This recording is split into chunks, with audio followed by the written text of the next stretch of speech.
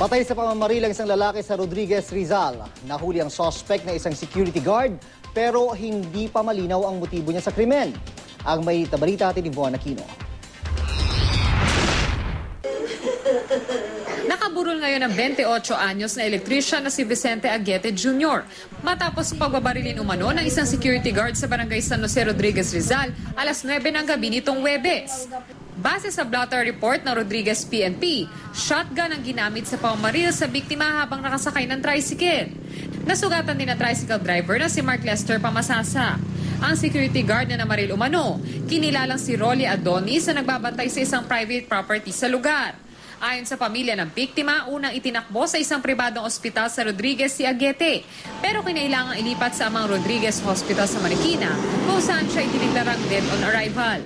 Yung kuya ko po kasi nakaharap siya sa mismong direksyon ng mga bale.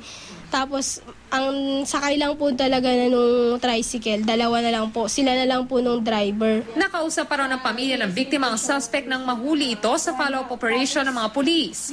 Pero hindi malinaw kung anong motibo nito sa krimen.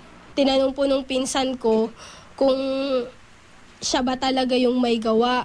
Inamin naman po niya na siya yung may gawa nun. Tapos tinanong namin, bakit? Sabi namin, hindi niya masagot. Nakayuko na lang po siya na hindi na niya kaya iharap yung mukha niya sa amin. Hindi naman ako na napahayag ang suspect na nakakulong na ngayon sa Rodriguez PNP headquarters. Ang hirap.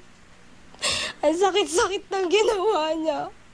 Kasi yung kuya kong yan, hindi lang siya kapatid eh. Halos tatay ko na rin po yan kasi tinutulungan niya po ako sa pag-aaral. Siya po sumusuporta ng pag-aaral ko eh.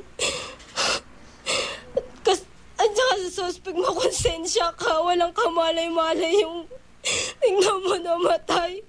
Walang kalaban-laban sa'yo. Samantala, nasa ospital pa rin ang nasugatang tricycle driver. Naharap naman sa kasong pagpatay ang suspect na si Adonis.